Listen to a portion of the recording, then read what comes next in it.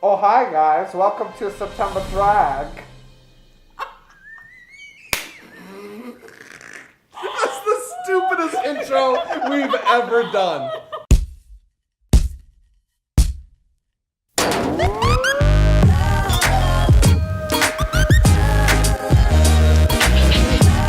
The Room, a cult classic masterpiece that surpasses all other films. One of the all-time biggest Oscar snubs of the 2003 Oscars. So, real fast, just for everyone's understanding, this was your first time watching it. What have you heard or seen of the movie prior to tonight? What I'd heard was pretty much, it's bad. People said it was awful, but from my experiences, fairly entertaining. There's a lot of great scenes, a lot of great cinematography.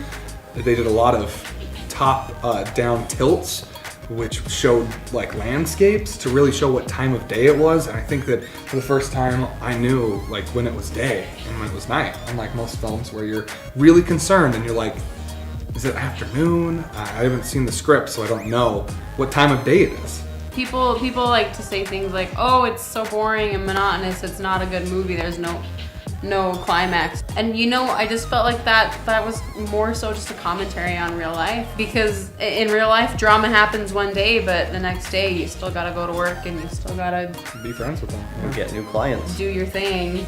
Anything to add to that? The first time I had watched it wasn't the best quality, so I didn't get to see all of the wrinkles on Tommy Wiseau. I'll call them crevices of love. Call them something else. Please. Valleys where the heart throbs. It could get worse. I saw numerous creek beds of fertility. Okay.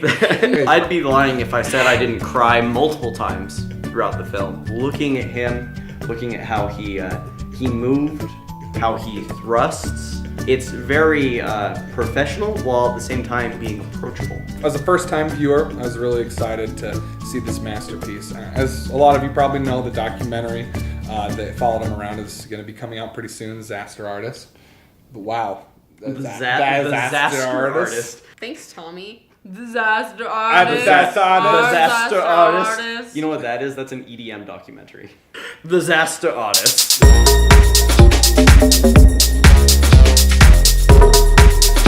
The Disaster Artist, featuring Seth Rogen and James Franco and that other Franco, Dave. That's how his name is. Yeah, the other Franco, comma, Dave. That's how it comes up in the, Yep. in the credits. It goes, it's like, we come together like Shem Lemon, and it goes, the other Franco, Dave. Comma, Dave. When His was he IMDb in page. Greece? All credit scenes Oh, are to okay. the song of Greece. Oh. The pianist ends with...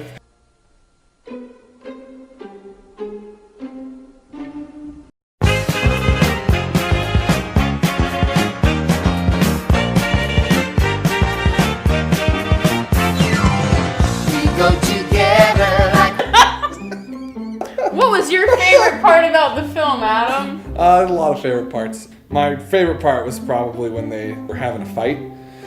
And like true gentlemen, there was 2 shoves and then a handshake and said, fight is over. Gina, what was your favorite scene? My favorite scene in the whole movie would have to be the first time that they play ball together. Just a bunch of guys tossing around the pigskin In the alley. in the alley, 5 feet away from each other. I felt like that's what middle-aged men and also a younger man would do. Favorite line?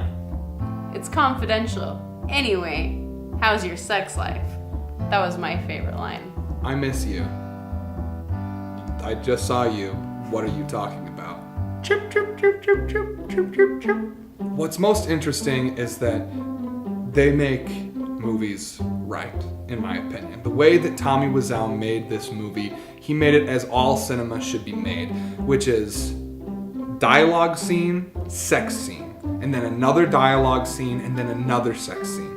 And in between every major dialogue scene, there's another sex scene to break up all that noise. Way too much in movies is dialogue and wasting time on tirades when you could just see a couple areolas and be done with it. I liked that they showed that his sex with her was very monotonous by replaying the exact same cut of the exact same sex scene where she is wearing the same outfit that she was wearing in the previous sex scene. It's really a sign of how brilliant Tommy Wiseau really was. He did nothing on accident.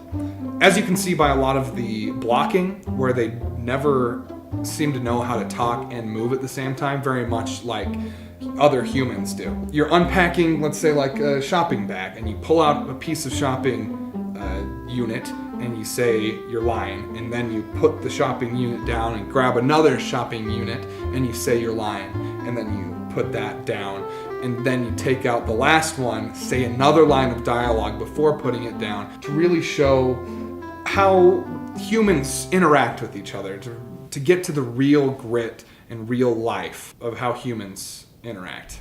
How many petals falling on a beautiful woman that you are madly in love with would you give this movie?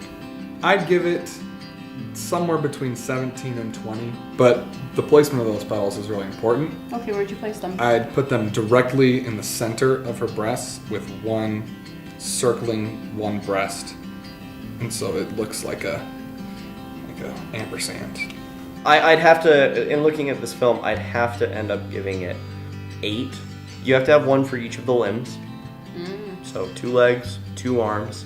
Heart counts for 2 as well. And then past that, you have to have 2 over the eyes. Because in my mind, you need to be getting as close to that tub scene in American Beauty as possible. How many petals would you put into his inverted bowl chest? 69.